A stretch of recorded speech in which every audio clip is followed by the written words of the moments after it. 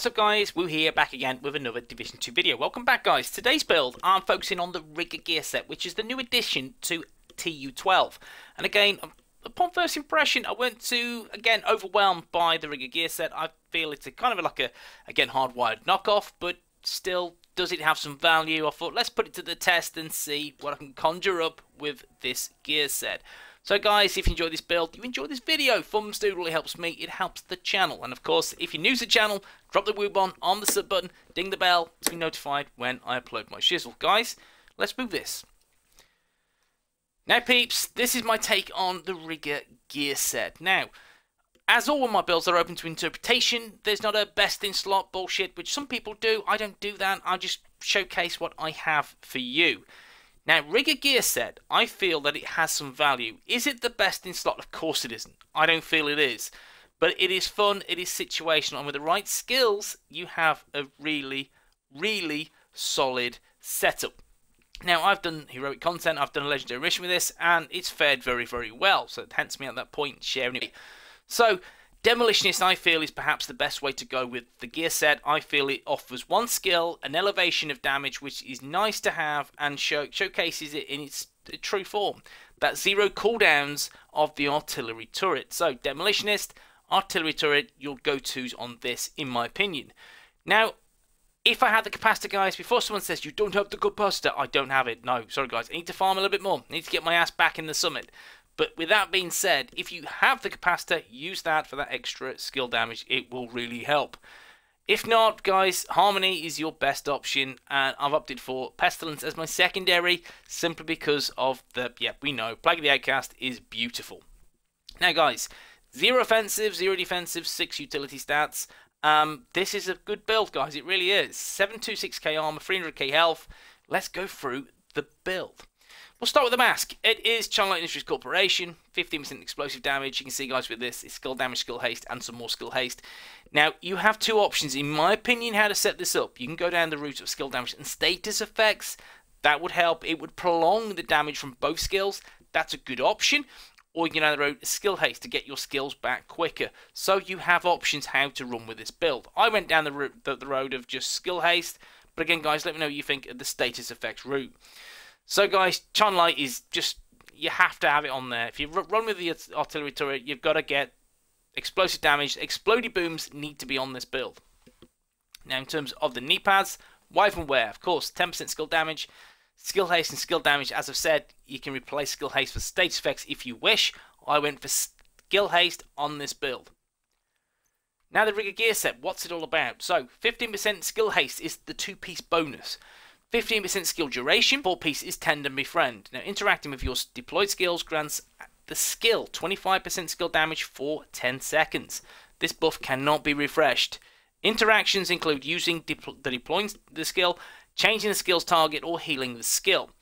Now, what do I think of the Rigger gear set? Upon first impression, I feel it's underwhelming. I feel look at it, guys. It doesn't really shine, doesn't really give me the point to go and grind. I acquired this gear set in no less than 60 minutes, and I had a build.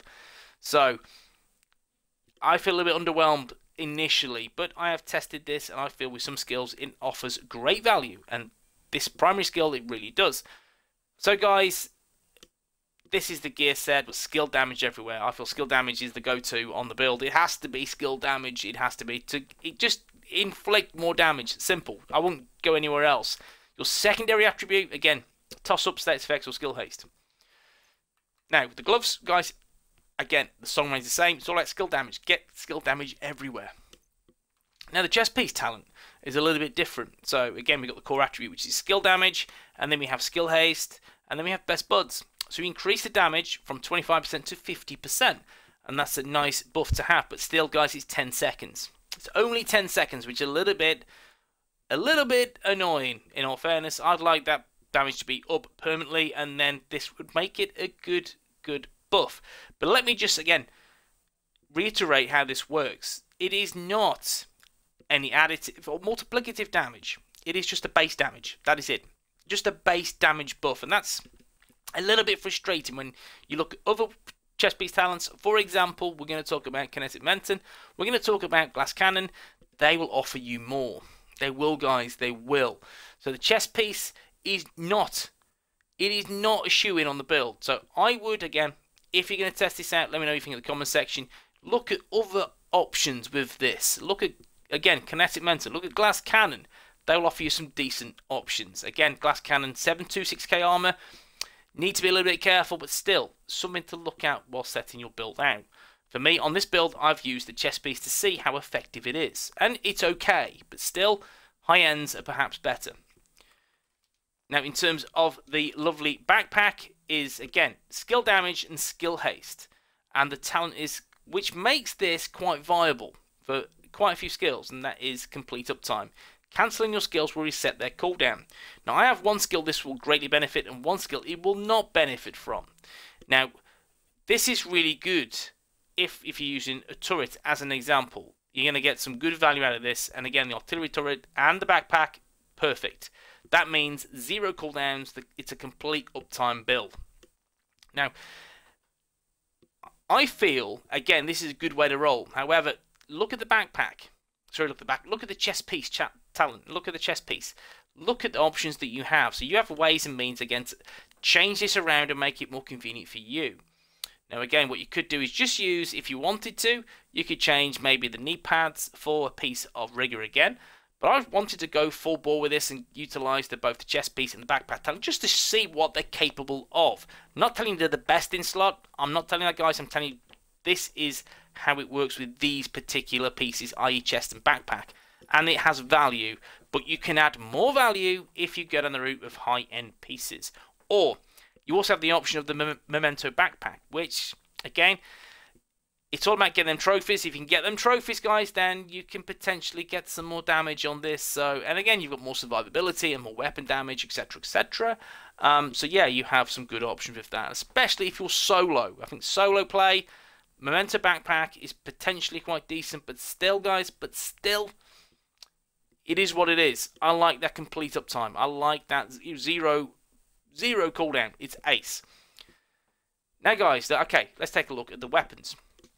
First weapon, Pestilence. It's more so my secondary, but it's just first in slot. Pestilence is a great weapon to have. I love this weapon, and again, I will switch this out when I get the capacitor. But as you can see, guys, again, it's a fairly decent roll LMG. It's all about the talent plague of the Outcast. Hits apply debuff, dealing 100% weapon damage over 10 seconds. This stacks up to 50 times whenever an enemy dies with this debuff. All stacks are transferred to a nearby enemy within 25 meters. No, this is beautiful. This is perhaps one of my favourite exotics in the game. It is amazing. DPS, support, skill build, Pestilence is amazing. And this is my secondary on most of my builds. It really is. In terms of mods, guys, we know exotic have fixed mods. So they are stability, rate of fire, and accuracy. Now, my primary is the harmony. Again, if you have, guys, if you have the capacitor, switch out and get the capacitor as your main weapon. If you don't, like me, this is what you have. So I have a fairly poorly rolled harmony. I've had a few of these drop, and they've always been trash. Always been trash. None of them have been decently rolled, but you've got to work with what you have. And I don't want to use the optimization points because we know it's just not worth it. It isn't, for a measly few percent here and there. So, but it's all about perfectly in sync. Hitting an enemy grants 20% skill damage for 5 seconds. Using a skill or damaging an enemy with a skill grants 20% weapon damage for 5 seconds. Damage increases are doubled while both buffs are active at the same time. Perfectly in sync and the harmony, great choice. Again, if you don't like the harmony, you want to use it on an AR, so be it, guys. It is your choice, but you do lose a little bit of damage. Mods, guys, crit chance. We're talking crit chance, crit damage, and of course, extra rounds in the mag. Now, my sidearm. Now, guys, let me just reiterate this. I do not use this unless I have no ammo. I.e., you start a mission, you have all directives on. This is my go-to. This is it because it has in sync on, and I like the card. I like how it fires. That's it. So yeah, that's what we're talking about. In sync, that extra 15% skill damage. Yeah, 30% if both buffs are active. We know how it rolls. And of course, guys, you can use whatever you so desire as long as it's got in sync on. That will help you elevate your damage on your build. Mods, very simply, headshot damage, crit chance, more crit chance, and of course, more rounds in the mag. So we've took a look at the gear, we've took a look at the weapons, now it's all about the skills. So, my secondary skill is the Hive Stinger, which will not benefit this build. It will not benefit at all. So why am I using the Hive Stinger? The Hive Stinger for me is one of the best skills in the game because of the damage output. The crowd control, it's amazing. Now this is where you can, if you wish, maybe switch out a couple of the pieces attributes to state effects to prolong the tick of damage from the bleed, and of course from the bleed on the artillery turret. So it has value. Again, you can go down with whatever route you wish on this build. I've just opted for skill haste. I want to get it back as quickly as possible. So the refill speed is 2.4 seconds. Again, hence me going into skill haste. 18 charges, and it's a 1.073 million damage per tick, and that's great. And there's a bleed damage of 53,753. That can be better by adding some nice status effects, of course, guys. That's what you want, that bleed duration. You want to increase the bleed duration with status effects if you can, but again, it's a choice that you have to make. Now, in terms of mods on this, guys, simply damage, stinger charges, and health. Now, my primary skill, guys, is the artillery boom turret, which is immense. On this build, it is immense. I think it's best in slot. It has to be. Why? Cooldown 10 seconds. Oh, no, it isn't. Cooldown is 0. Simply dismantle the turret and it will be back again before you know it, which means you have a constant uptime. Yeah, constant uptime of your artillery turret, and that's a lot of damage. A shitload of damage you can output. Legendary missions, guys, you know, sit in cover and just spam it with the big chungers. Within reason, obviously, spam your booms, and you know for a fact as soon as you dismantle it, he's back up again. Constant uptime, which is immense.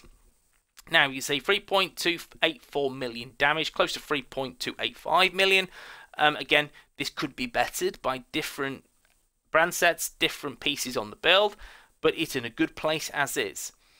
Now the damage from tier 6, 90% damage, 420% health, 50% mortar blast radius, and 6 mortar ammo. I wanted to get as much ammo on this as physically possible. So let's take a look at the slots. So extra mortar ammo has to be in there. It has to be. I want another slot. It has to be. That's why I've got 10 on the go. Now, skill haste 7.5 skill haste. Right, okay, that can be removed. You can have duration or skill haste, but you can see it's nothing for me. It's nothing. So I've just left it as is because that's my only options.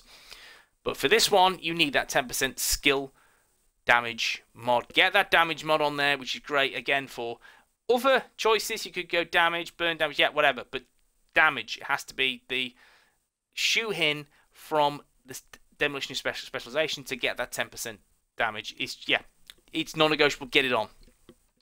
Okay, they are the skills. Let's take a look at the stats. Okay, don't worry too much about your weapon damage, guys. You shoot marshmallows, whatever weapon you're using, unless it's the capacitor, which is a little bit decent. So, but other than that, don't worry about it. You know, it is what it is. You want to focus mainly on your skills and the skill haste to get them back quicker. So with this, guys, you can see my skill haste is 84.3%, which is decent. The refill speed 2.4 seconds on the Hive Stinger, which is good. Again, it's in a good place. I like this. I do. It's a good setup. Now, you can remove the Hive Stinger if you want to. That's fine. You can use something, again, which is maybe stationary. You can use a striker drone. Whatever. It is entirely to you. I like the Hive Stinger. Again, I'm not getting a great benefit from it. I just like that skill because of the crowd control. That's why I like the skill. So you don't have to use that. Again, someone will comment and say, why am I using that? That's why I enjoy using the skill. So again, let's just check this out. And I'll show you how this works. The one thing you'll notice anyway, as I've just deployed the artillery turret. Now, there is an issue with the icon. Look at the hood. You will see the kinetic momentum icon on the hood, which is no. And let me just, again, not press that one. Don't do that one. Don't do a screenshot. Do this one, woo. There you go. So you can see the chest piece talent, yeah, is the rear set. And you can see, yeah. So before anyone says I'm using kinetic momentum in my builds, guys, do one. You are wrong. You can see. Remember, this is the Division 2. It is littered with problems and issues. Anyway, it is what it is. So, guys, let me just demonstrate this. Firstly, let's just pop down a boom. Right. I'm going to take that back a little bit. Let's just dismantle that. And you'll see the uptime. 10 seconds. Done. Right, back again. And this is what I'm talking about in legendary content. So you could just, again, deploy it. You can fire. dismantle, get back in cover, put it back up again, go back, dismantle, get in cover, back again, and you can understand where I'm coming from now, guys. You can understand why I like this. Now, again, I lose damage. Of course I do by using the Rigger gear set. Yeah, it's a bit silly. And I'm not a fan of the 2-piece and the 3-piece. Well, I don't mind skill haste. That's cool. But skill duration doesn't bother me at all. It doesn't. But I don't feel the gear set is stronger than it should be. It should be stronger. It should be stronger. Let me get this right. Sorry. It should be a hell of a lot stronger. It isn't. It's situational, but it's fun. And I like the complete uptime of this. And again, it just makes it worthwhile on this build. So, of course, guys, this is the build. Hope you enjoyed the video. You know what to do. Thumbs do really helps. And I'll catch you in the next one. Peace.